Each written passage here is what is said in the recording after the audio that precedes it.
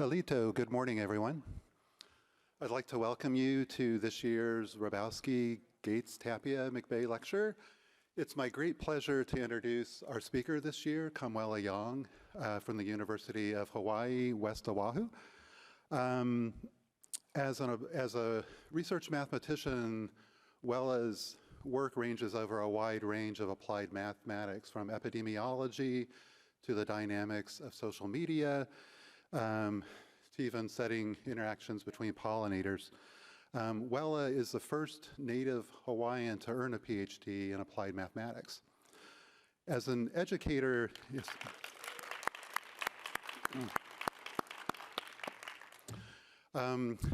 As an educator, Wela has won several awards for his teaching and for his efforts, as he describes it, to break down barriers that students face to enter mathematics. He's also working on an open access trigonometry textbook that's the foundation is in Pacific Islanders' traditional means of navigation across the Pacific. And finally, Wela is one of the co-founders of the Indigenous Mathematicians community, and both his energy and his vision have animated that group for some time now. I think all of us in our professional lives juggle a lot of different roles. What really impresses me about Wela is the deep integrity he brings to all these aspects of his professional work and his desire to build community and a sense of belonging for others in mathematics. Please join me in welcoming Wela Yong.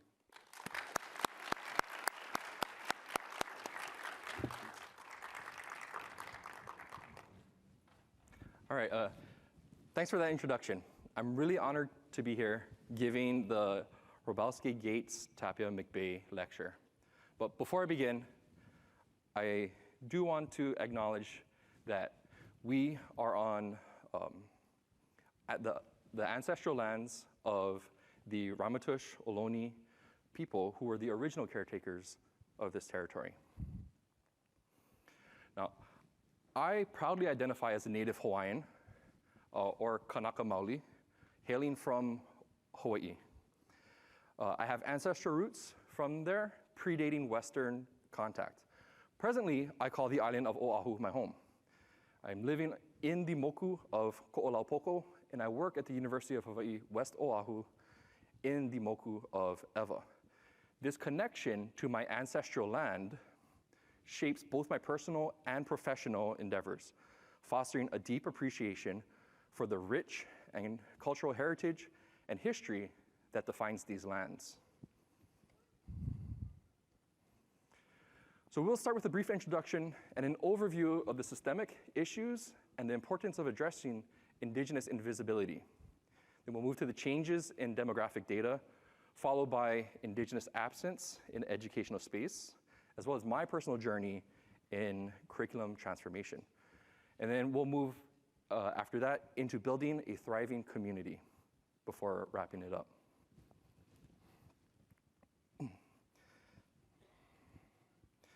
So Indigenous invisibility in mathematics persists as a systemic issue with deep historical roots. Over time, the contributions of Indigenous peoples to mathematics have been consistently overlooked and marginalized, fostering a narrative that neglects their rich and diverse mathematical traditions. This systemic issue is deeply rooted in the legacy of colonization, where Western perspectives have dominated academic and societal narratives, dismissing or rendering invisible the profound Indigenous mathematical knowledge embedded in cultural practices. Despite ongoing efforts to promote diversity and inclusion, Indigenous individuals encounter significant challenges from underrepresentation in academic spaces to limited access in educational resources, recognizing and incorporating Indigenous ways of knowing. Now, recognizing and addressing Indigenous contributions to mathematics is crucial for rectifying historical injustices and building a more inclusive future. Indigenous mathematical knowledge systems offer unique perspectives that enrich the field with diverse problem-solving approaches and a profound connection to the environment. addressing Indigenous invisibility in mathematics is a moral duty and a step towards a more inclusive and equitable mathematical landscape. Acknowledging Indigenous peoples as mathematicians is pivotal in reshaping the narrative. Indigenous communities worldwide have always been mathematicians, their knowledge deeply embedded in their cultures. From counting systems in non-base 10 to intricate geometric patterns, Indigenous communities around the world have demonstrated profound mathematical understanding long before the advent of formal academic disciplines. Mathematical traditions within Indigenous communities are diverse and cover a wide range, including detailed knowledge of astronomy, navigation, land management, and more. Each community has crafted distinct mathematical insights influenced by their environments, cultural practices, and historical experiences. Traditionally, native Hawaiians did not have a specific term for mathematics. The modern transliteration makemakika represents an effort to articulate mathematical concepts in contemporary language. Importantly, the absence of a traditional term does not diminish the profound connection between math and daily life in native Hawaiian traditions. So emphasizing the needs to challenge stereotypes that marginalize Indigenous knowledge is integral to dismantling harmful preconceptions that perpetuate the invisibility of Indigenous mathematicians. So next we'll look at data reported in the annual survey of the mathematical and statistical sciences. And then we'll look at the Conference Board of the Mathematical Sciences, as well as the reports from the National Science Foundation. And I know last year at this same talk, Dave Kuhn touched on problems associated with NSF data, if any of you were at watched that lecture. If not, you can look it up. It's on YouTube. Now, accurate demographic data is essential for understanding the true makeup of the mathematical community. Failure to account for Indigenous mathematicians distorts the narrative and perpetuates the misconception that certain communities are not actively contributing to the field. So in the annual survey of the mathematical and statistical sciences, the report from the 2017-2018 on new doctorate recipients, they reported that among the US citizens earning PhDs, 6 were native, American Indian or Alaska Native. 81 were Asian, 27 were Black or African American, 34 were Hispanic or Latino, 2 were Native Hawaiian or other Pacific Islander, 754 were white, and 31 were unknown race or ethnicity. Now, while the numbers for American Indian, Alaska Native, and Native Hawaiian or other Pacific Islander are low, 6 and 2 respectively, individuals that is, and comprising of less than 1%, it is commendable to this report that these demographics are included when reporting. But to enhance the report, it might be worth exploring trends over the years, which could provide insights into whether these numbers represent an improvement. They also have other reports, the departmental report, recruitment, hiring, and attrition. And these reports already report on gender, but there is room for improvement. We can put racial and ethnic makeup data. We can put things on more information on faculty and graduate students, including just master's students and not necessarily just PhD students.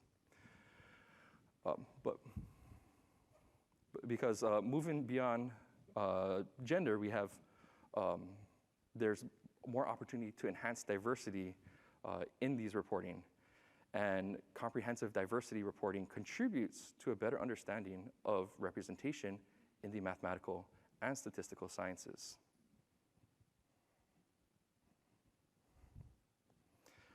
In addition, while the survey currently captures data on the size of the university as well as public versus private status, there's opportunity for further enhancement by incorporating information on whether these institutions are minority-serving institutions, historically Black colleges and universities, Hispanic-serving institutes,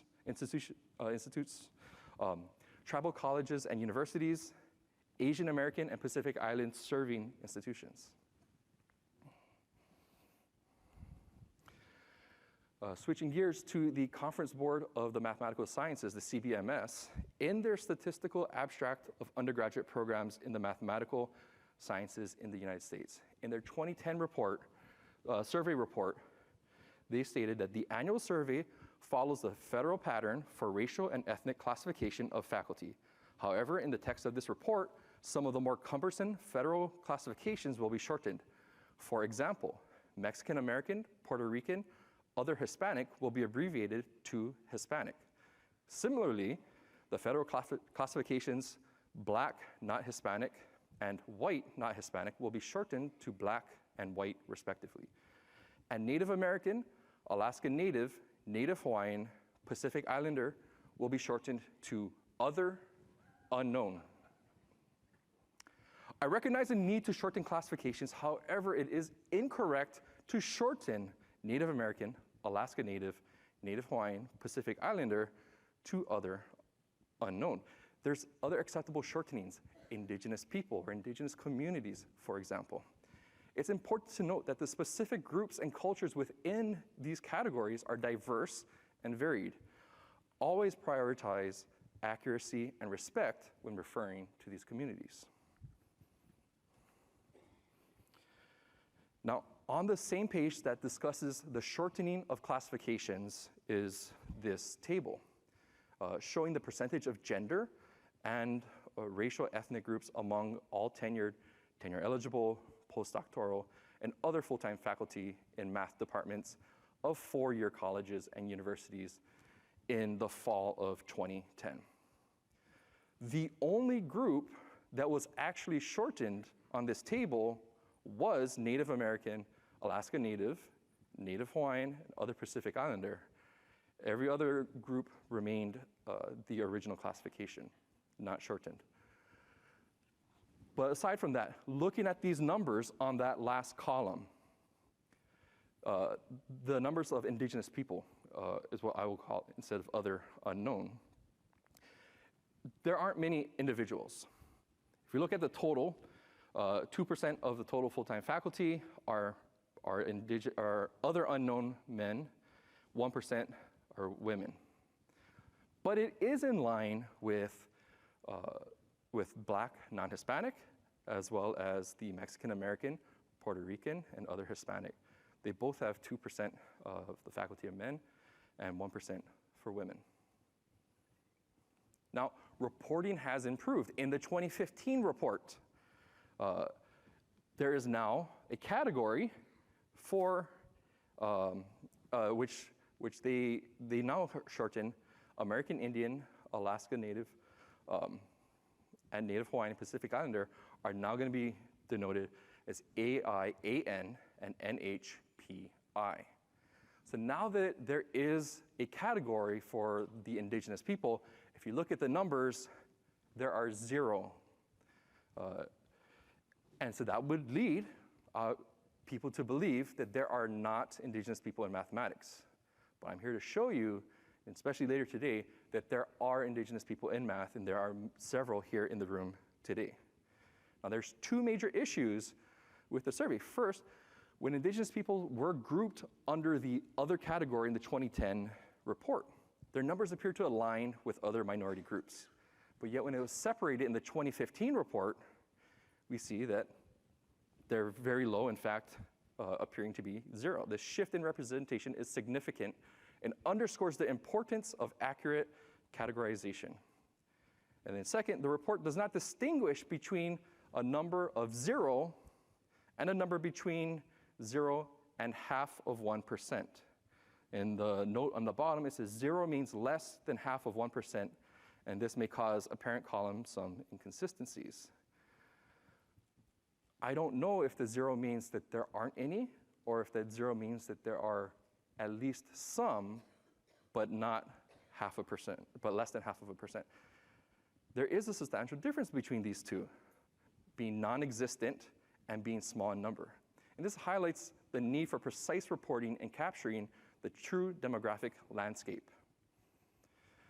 Now, Brittany Kamai, another Kanaka Maoli, an astrophysicist, and a co-founder of the Society of Indigenous Physicists, said in discussion with me, in our current understanding of the total energy density of the entire universe. All the stars, galaxies, and radiation make up only 0.4%. Ignoring indigenous populations in our respective fields of physics and mathematics will be the equivalent to disregarding all the light in the universe and trying to understand how everything works.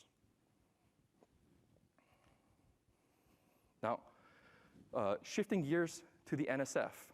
So we're first going to look at the survey of doctoral recipients. As we explore the tool that allows you to build your own chart, it becomes evident that the options for race ethnicity present limitations. Here, there are only Asian only, non-Hispanic, Black only, non-Hispanic, Hispanic, any race, white only, non-Hispanic, other races including multiracial individuals, non-Hispanic. So this isn't the option where you can build your own chart. There are data tables that are already made, and when looking at those data tables, in those data tables, there's an additional category of American Indian or Alaska Native, and an added footnote for other race, and it specifies that that other race includes Native Hawaiians or other Pacific Islanders, and persons reporting more than one race who are not of Hispanic or Latino ethnicity. This not only obscures the accurate representation of indigenous people, but also echoes a pattern seen in other surveys, such as the CBMS survey report. The need for more inclusive and accurate reporting becomes increasingly apparent as we delve into these findings. Now, next, we're going to look at the NSF survey of earned doctorates. So looking at the building your own chart, we see there are more categories. Most notably, there's a category for American Indian or Alaska Native, not Hispanic or Latino. But looking under the data tables that are existing, there is no footnote marking where Native Hawaiian, other Pacific Islanders stand. This is crucial because considering the historical grouping of Native Hawaiians and other Pacific Islanders under Asian in the US Census before 2000, without any clarification, it's hard to determine whether the survey of earned doctorates groups Native Hawaiian, other Pacific Islanders under Asians or other race, highlighting the need for transparency and precision in reporting. So now turning our attention to the women, minorities, and persons with disabilities in science and engineering from the NSF. We find a comprehensive table that effectively highlights specific data. In this table, prior to 2011, the reporting combined Asian with Native Hawaiian or other Pacific Islander. But after that, we see a more detailed breakdown, one category for Asian, and another for Native Hawaiian or other Pacific Islander. The NAs that you see on this table indicate the absence of specific data for those categories when that one category of Asian Pacific Islanders was then disaggregated into two. This change in reporting methodology marks a crucial shift in data representation. The decision to disaggregate Asians and Native Hawaiians Pacific Islanders not only recognizes the distinctiveness of these communities, but also represents a significant stride toward offering more accurate insights into the educational achievements of diverse racial and ethnic groups, reflecting a commitment to precision and inclusivity in data reporting.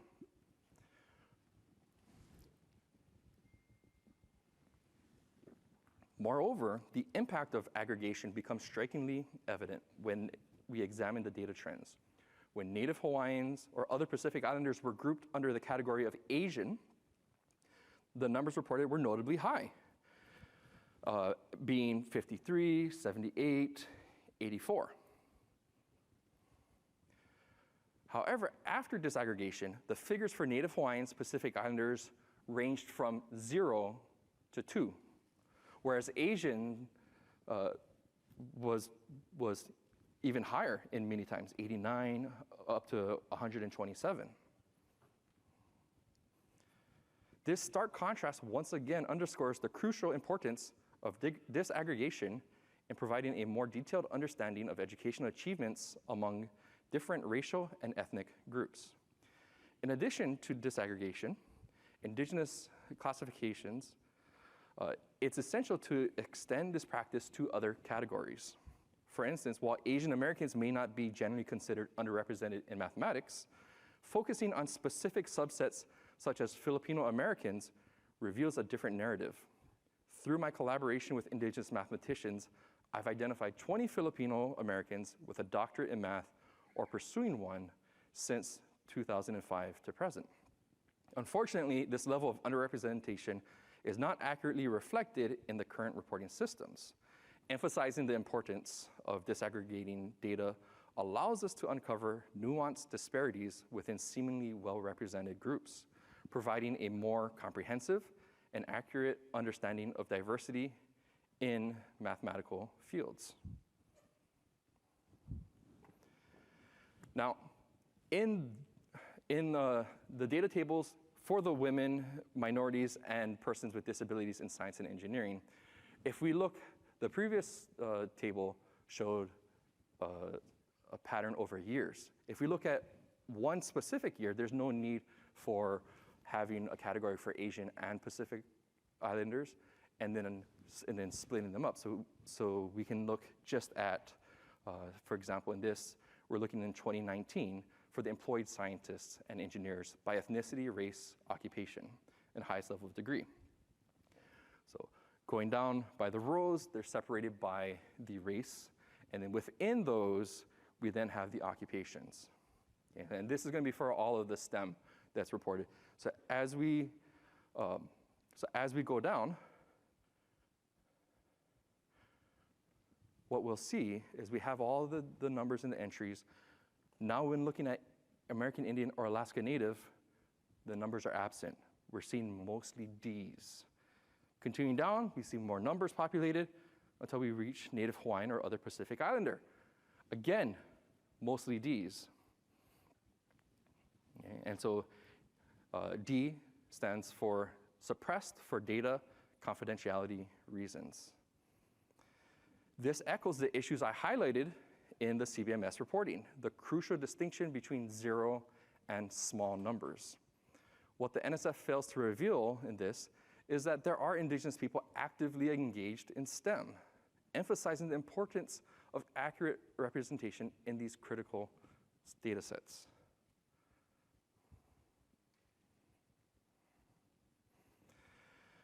So we have some, after looking at these data, I have some suggestions for improving the data. And these suggestions go beyond just racial reporting, but there are other communities out there in mathematics that should also be seen. And, but to improve it, we can look at ensuring comprehensive reporting, include all relevant categories in demographic data reporting, avoid consolidating diverse groups into broader categories. Don't relegate to the footnotes. Ensure transparency in data representation without requiring additional references.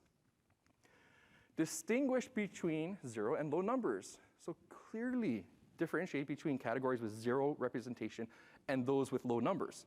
Highlight the importance of precise categorization for a better understanding.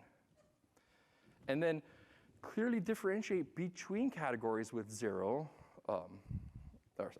incorporate historical data to showcase data trends, changes over different reporting periods, and provide context and insights into the evolving landscape of demographic representation. Okay. So now we're going to shift into Indigenous absence in educational spaces. The lack of Indigenous representation, as we saw in the data, shows that the limited presence of Indigenous individuals in the educational setting. Integrating Indigenous perspectives into math education is crucial for fostering cultural relevance, This integration not only enables students to connect with mathematical concepts more meaningfully, enhancing engagement and inclusivity, but also contributes unique problem-solving approaches and mathematical traditions. These additions enrich the field, promoting a broader understanding of mathematical concepts.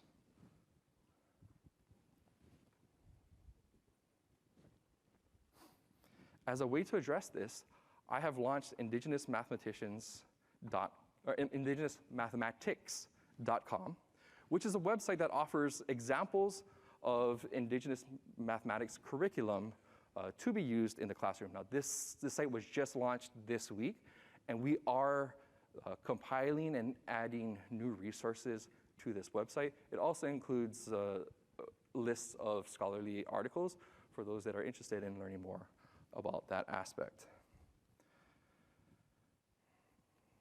So we'll now look at my efforts to transforming my classroom to be more culturally appropriate and include more Hawaiian, Native Hawaiian, historical examples. And just to make math in the curriculum more fun for my students. So my first attempt to creating culturally relevant curriculum is the Hawaiian Star Compass. Something, when I started this, I had a little bit of knowledge, but really not much. The Hawaiian Star Compass was adapted from the Micronesian Pafu, and is basically a mental construct used as a tool for navigation across the Pacific. We have Hawaiian names for houses where the stars are in. So it's the location where they rise and where they set. If you can identify stars when you see them as they rise, and you know which house, their location they're supposed to be, you can identify your location out in the ocean as you see the stars rising or setting over the ocean. Now, symmetry in this star compass arises about the north-south line in the star compass, coming from stars, their house or the location where they rise in the eastern horizon. They go over the sky and they'll set in the same house, the same location, how far up from east-west they are on one side. They travel the sky and they'll set in that same spot. We also have symmetry about the origin, and what that represents is if you're on a canoe in the ocean, when wind or current passes the canoe, the house that they come from is the same house that those winds and currents will exit into. So we have symmetry about the origin. Now, here is the complete star compass, the Hawaiian star compass on the left. Okay, so each of the houses have a Hawaiian name in them. There is similarity to the unit circle. So notice, let's say 2 houses up from the east-west line. Say east is Hikina. 2 houses up, we see the house of Aina. 2 houses below east is Aina. From west, 2 houses above is Aina, 2 houses below is Aina. In the unit circle, if we take sine of 30 degrees above the x-axis, or sine of 30 degrees below the x-axis, the positive x-axis, or the negative x-axis, they are all going to be the same value, except the quadrant that they lie in, which tells us if it's positive or negative.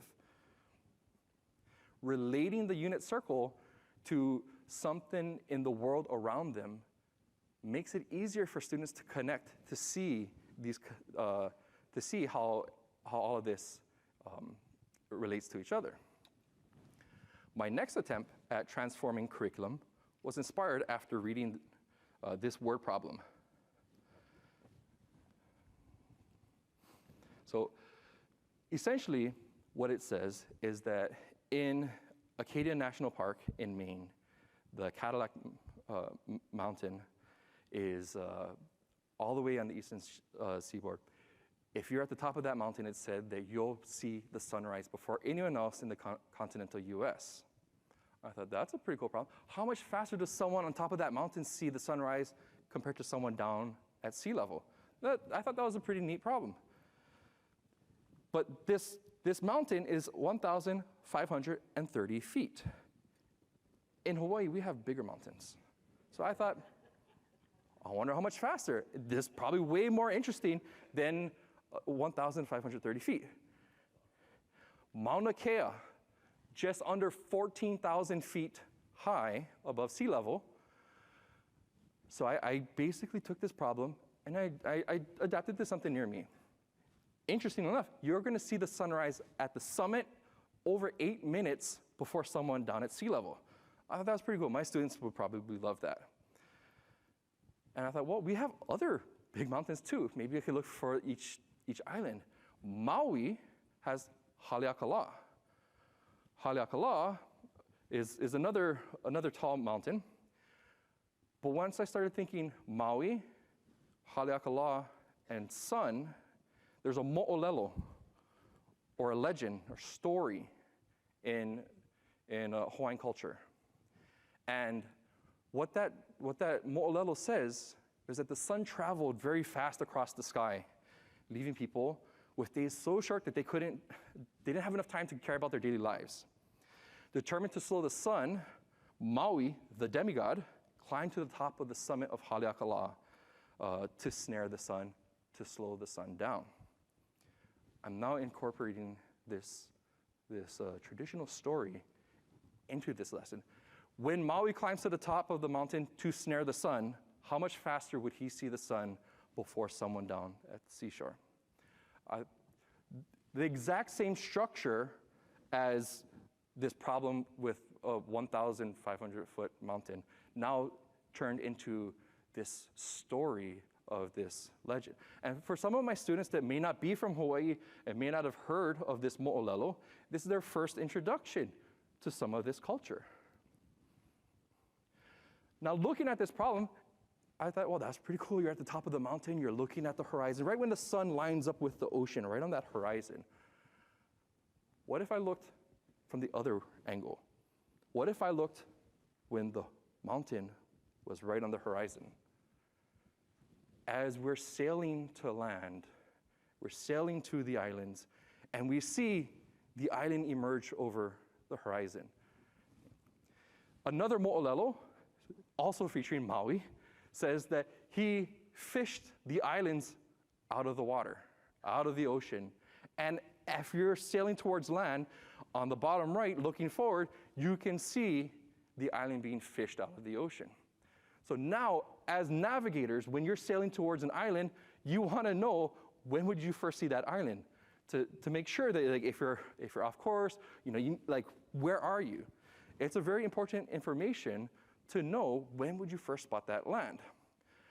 I started doing some literature searching to find out what do navigators do? What do they look for when they find land? This is what I came up with. As hokulea, which is a traditional Hawaiian voyaging canoe, or a va'a, is sailing towards Tahiti. So Tahiti to Hawaii is our ancestral highway for Native Hawaiians. So we already did a problem with Mauna Kea, with looking at the island of Hawaii. So let's look at the other direction. Let's go down to Tahiti. The navigator uses a process called dead reckoning to determine their position based on latitude, measured by the stars and other factors, such as the estimated distance traveled, speed, and direction. Now, once the navigator has determined that they are in the vicinity of land, her attention now focuses on looking for signs of land. One method navigators will use is to look for land-based seabirds, such as the manuoku, a fairy tern, and the noyo, a naughty tern, which go out to sea in the morning, fish, and return to land at night. If you see that bird, you know you're within their range of flight. The navigator will also look for other signs, such as drifting vegetation, clouds that form over islands, the loom of islands when the white sand of a still lagoon reflects the sun up into the clouds, or even the moon, and distinctive patterns of swells bending and refracting as they bounce off of islands. Now that I have my students' attention and that they've learned about this, I ask, but when does the navigator first see land? When do they first see that island?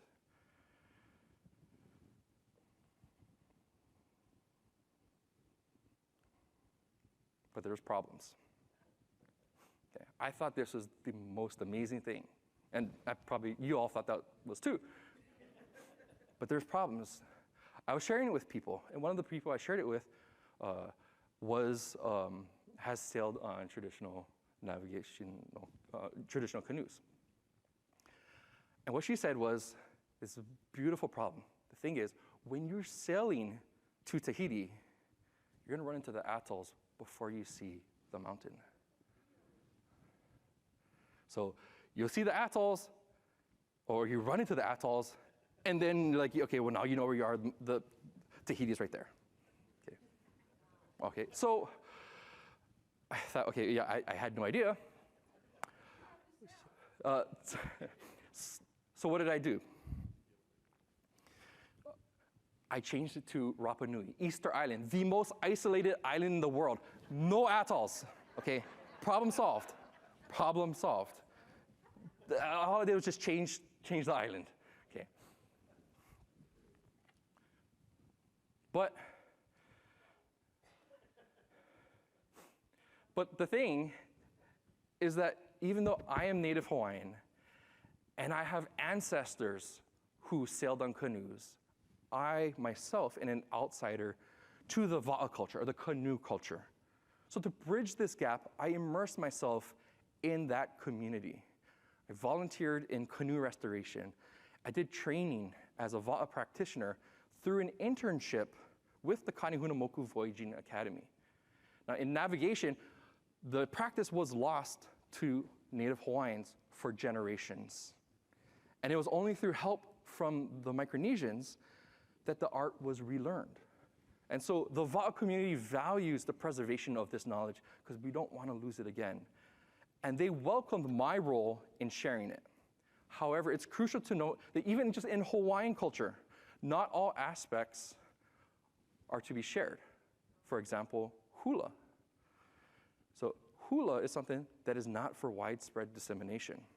Certain practices are reserved for direct transmission from the practitioner directly to their students, and that's it. So this principle extends beyond just va'a culture, and it underscores the importance of learning from communities and seeking permission before incorporating cultural elements into educational settings. So I made a mistake of going too deep into this culture without seeking permission, without reaching out and working with them. But once I started to reach out, they welcomed me and they taught me a lot. Now there's other things that we can do. For example, linear and angular speed, a wheel is moving on a car, how fast is the point on the wheel moving? A Ferris wheel is turning around, how fast are you moving? A kid has a rock on a sling, how fast is that moving about their head? Well, the first thing that I noticed was the rock moving around the head. The oi, or the Hawaiian bull roarer, was an instrument that we had, and you swing it around your head, it would make a noise, a little whistling sound. And other cultures around the world have bull roarers too. Now, while I was working on the va'a, on the canoe, we had to turn into the wind. But one particular day, we had students out, it was really difficult to tack by itself, and we needed the assistance of the steering paddle. We needed to turn, and I happened to be on that duty that day. And so this is an example of what it looks like to be turning the steering paddle, or the hoiuli. Now, we're doing a process called une. In the actual tacking, I was much more fast. I had to do it really fast before we hit the reef. So there was more urgency. This was just a demonstration of what it looks like on that. But all day, my shoulders were burning. I was like, oh, this is terrible. And then I realized, because I kept thinking about like spinning around and around, how fast is the hoiuli moving when we're doing this? And now I talk to my students about the process of using the hoiuli, using the steering paddle, what it's used for, how that connects to va'a. And then we talk about how fast it's moving. I did this video so that I could measure how big it was going, okay, from like my shoulders to my knees. I took that measurement. I timed it. It was a 20-second clip, and I timed it. How many rotations did I get per 20 seconds? And so now we had that data. But even if you might not have a lot of experience in that culture, you might not be from that place. A teacher that I was working with, who wasn't even from Hawaii, didn't have much knowledge before coming in. She asked her students, "Is there something that you do that might swing something around?" And their answer was poi. Someone danced. And in Maori culture, poi is a traditional performing art by Maori, the people native to New Zealand. And they had that spinning around.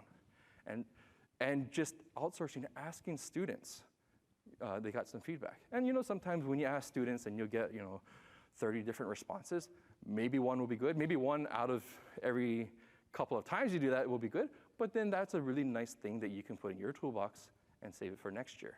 And you do it again, and then you can start building your own library of examples.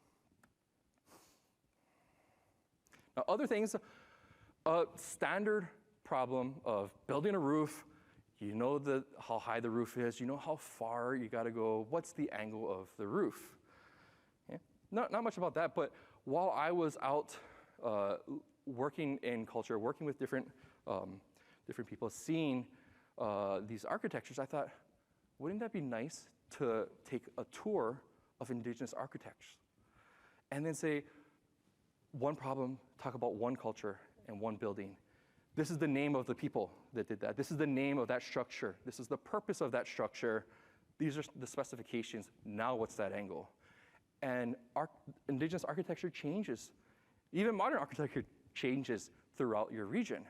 So it would be a nice thing to look at.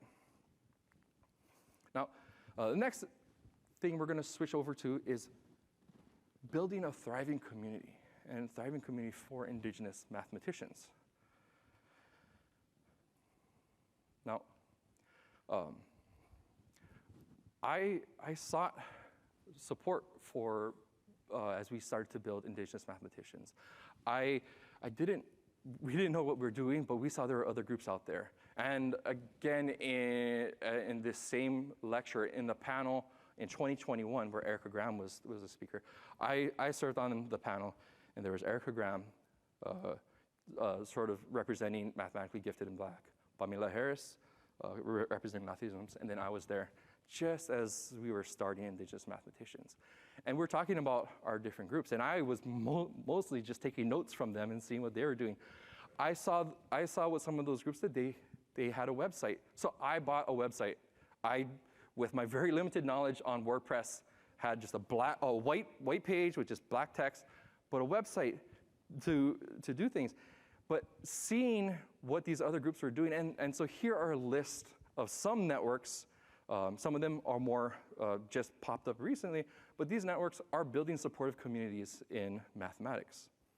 Now, so I initially started this website, indigenousmathematicians.org.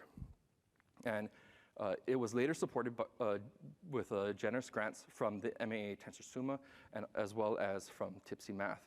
The websites became a central hub to showcase our growing community and its initiatives. To expand our network, I reached out extensively to colleagues and various networks for potential connections. This involved comprehensive online searches to individuals that were self-identifying as Indigenous mathematicians.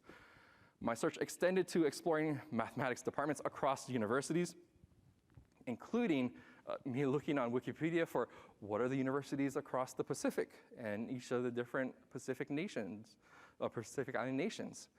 And then looking at their faculty biographies in search of those that are identified with Indigenous backgrounds and contacting these people.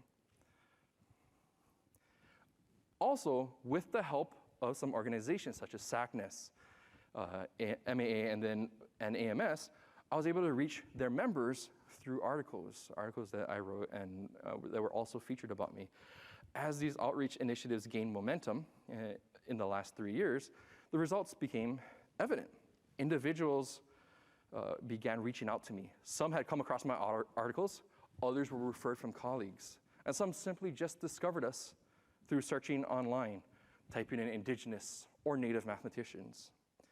Gradually, a cohesive community started to take shape, unveiling our shared history and bringing it to the spotlight. through this process, I also discovered that we have our own hidden figure, Mary G. Ross, who is from the Cherokee Nation. She got her bachelor's degree in mathematics in 1928, a master's in mathematics in 1938. In 1942, she was hired as a mathematical research assistant by Lockheed and qualified as a registered professional engineer in 1949, becoming the first known Native American woman engineer. And she worked there until 1973, where she retired. We also, through these processes and with my colleagues, we identified other trailblazers in math. The first Indigenous mathematicians to get a PhD happened to be two people in the same year. In fact, in the same city, one from UCLA and one from USC, but in 1964. The first is Edwin Mo'okini, a native Hawaiian. He got his PhD and then soon became the department chair at the University of Hawaii Manoa campus, and then moved to become the chancellor at the University of Hawaii Hilo campus. The second person is Dene, and out of respect for his beliefs, I will not speak his name nor display his image.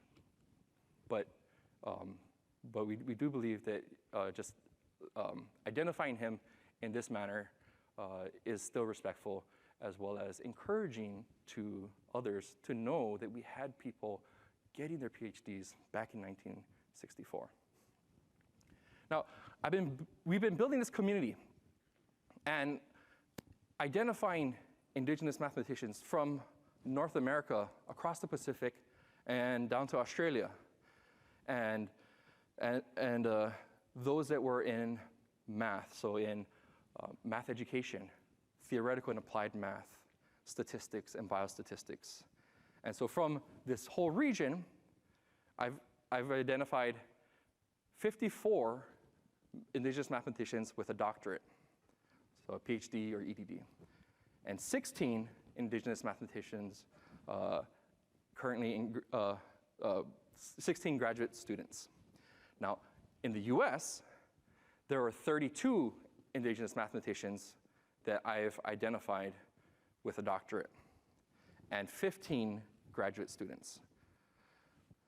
However, it's crucial to note that there are likely more individuals in different networks, and some may remain undiscovered. Additionally, racist stereotypes and societal biases have compelled some to conceal their Indigenous identities to be taken seriously, making it challenging to capture the full scope of Indigenous contributions in mathematics.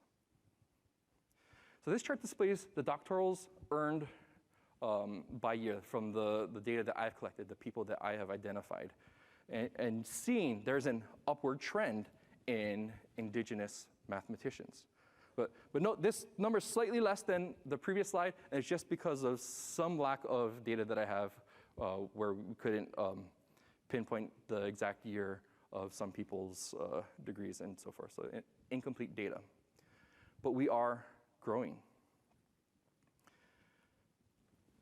Just over a year ago, we had our very first in-person gathering of Indigenous mathematicians. We were at the Prima conference, where these people that you see pictured right here, we gathered for the first time. Many of us maybe seen one other Indigenous person before, coming to big conferences like JMM, thinking we were the only person, the only Indigenous person, not knowing that there were others like us, feeling alone in a sea of thousands of mathematicians. But now as this community is growing, this is our first JMM where we've been able to identify each other, to know, to come together. And so, and some of them are right here up in the front. Now, Indigenous invisibility in mathematics must be addressed for a more inclusive and accurate representation. What we need to do is have better data reporting, promote awareness of Indigenous perspectives, and to have culturally relevant curriculum by recognizing Indigenous peoples as mathematicians and showcasing the diversity of their mathematical traditions. We challenge the notion that mathematical knowledge is solely the domain of a particular culture or ethnic group. This acknowledgement opens up pathways for collaboration mutual learning, and the enrichment of broader mathematical community with perspectives that have been historically undervalued. And with that, I'll leave you with faces.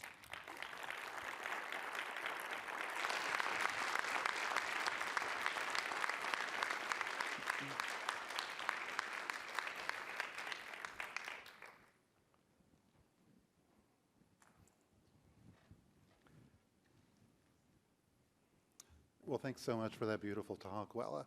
At 10 o'clock, we're going to move into a panel discussion, but we have some time for questions now. There's microphones on the, in the aisles over here. So if you do have questions for Wella, please feel free to step up to a microphone.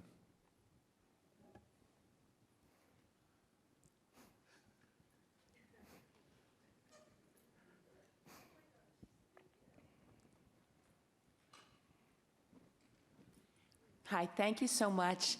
Is there a way that you know of to, or maybe you've already done this, make your recommendations to these organizations who are giving the statistics that kind of distort things? Like, these recommendations are so great. Like, how will the people in power who present this data learn that? I don't know, but I believe those people, some of those people in power are here today, I hope. So, but yeah, I don't know, but I think, as a first step is just let it be known, shed light to what's happening, and hopefully we can move together. We can start conversations on where to go from there. Thank you. Yeah. Hi, I have a question about how to encourage I guess engagement in places where typically it's not encouraged. So I come from Southern Africa, and I'm very interested in increasing diversity in mathematics there. We don't really have any math programs.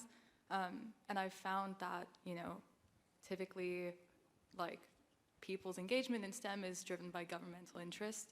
So how do you go about encouraging people to engage, with mathematics when they're traditionally shied away from it? So as I've delved into this journey of curriculum development, I started to look at going into learning about the canoe culture. And as soon as I started to do that, I was doing it because I was doing this work in trigonometry and pre-calculus. But as soon as I started to look at this, what's happening, and think about how can I apply this, I started seeing all these lessons. In fact, I developed lessons and I went to some of the grade schools, and I've given, I see things that, how did we estimate the speed? Well, in the canoe, you would drop some biodegradable material, like you'd finish your orange, the orange peel would go down, you would measure it, you count how fast, and now you have your speed, because you know the distance of the canoe, and you count it. So, but then we have to do unit conversions from seconds to hours, and then from, in our case, feet to nautical miles, so that we could get our speed in knots. But just once I started really learning about the culture, even though it was my culture, I didn't look at it through the lens of how can I apply these things. And some of these things I just saw, like, on a daily life, or I just never really bothered to really learn, find out what's happening, what's going there. But that's what I started to do, is to find things to sprinkle and integrate throughout earlier education in the K-12 curriculum, so that we could garner more interest, because mathematics is a tough thing for children across the country, and in Hawaii specifically for the Native Hawaiian students. So to see something, and even if they weren't Native Hawaiian, but to see something tangible, something that can excite them, the world around us. When we were children, we were born curious. We searched the world around us. And so when you have things that are place-based, things that we can relate to, we find that, I find that students see that as more interesting. I hope that answers. Thank you. Okay, Kim. Well, a great talk. Thank you so much for your insights on a myriad of issues. My question is, as a statistician, you raised a very poignant and fundamental issue that being one of identification and counting and summarizing the numbers and the figures and the importance of how those numbers are reported. And so in so doing, it raises several issues that exist for statisticians. For example, one of what's referred to as disclosure limitation. So trying to incorporate as much information as possible while protecting individual privacy.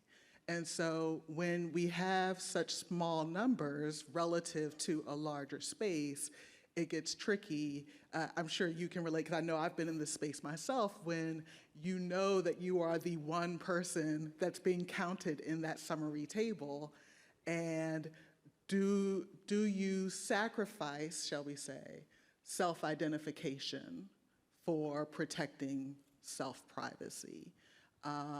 But also, as you pointed out, the issue of reporting is key in a space where we are reliant on the individual to be willing to be reported and identified. But that introduces underreporting now and undercounting. So I was curious to know your thoughts on the matter, because obviously there are a lot of implications that come with. There are, yes, and I completely agree. And when I got my degree, I looked and saw, and I was expecting to see one, but I didn't. And so it would be nice and if there was zero, or if there was discernible, because we're trying to build this community. I don't know if I'm looking for one individual every 3 years, or if I'm looking for 5 people each year. I don't know what that means when they don't report it. So am I looking for just one every here and there, or am I looking for just a small number consistently? It's something that we don't know. And if we're trying to build this community, and our community is small enough that we could theoretically reach out, fit everyone in this room into a smaller room, yes. So, but how do I know where to reach people? And so it would be nice, I understand identifiable information, so rather than saying just like 2 people or 0.00, whatever, but saying 0 and then saying discernible information. That would be nice, because, okay, yes, you're one of them, but people aren't going to say, well, you're the only one, but they see that you're on that spectrum. If you're the person that gets that degree or is in a department, then at least I feel seen. I don't feel like I'm zero, that I don't exist. That was what I personally would like, is to have a distinction between 0 and small. Let's see, maybe we could take one more question, but I'd like to invite the panelists up to the stage now. Okay, mine should be quick. Loved your examples. As you know, I'm not an educator, but is there a repository where other educators can find these Indigenous examples and kind of transform their classrooms? Yeah, so we just launched this week indigenousmathematics.com. If you go to Indigenous Mathematicians, we're going to link it to there. But also the University of Hawaii at Manoa College of Education has an ethnomathematics program, and they have like 150 different curriculum that their students have put up there. The site just launched this week. We will be building things and collecting it to make things easier for people to identify. We have like one more. Can I just make a quick recommendation? This is to the first question that was asked about. Those are great, and great. Thank you for the insights. Those are great recommendations. There's a professor in the Department of Criminology and Social Science in the University of New Mexico, Dr. Nancy Lopez, who's actually trying to push forward certain momentum to make the reporting of data by government agencies and even the census data to be more intersectional and to really be unpacked in the way that you're speaking. So maybe it's a way, there's room for you to collaborate. She's doing it for the Hispanic population, but for you to do it through the Indigenous population, even though there's going to be the challenges of small numbers, and as you mentioned, and also. Thank you. Yeah, we'll talk. Absolutely. So let's say thank you to Wella one more time.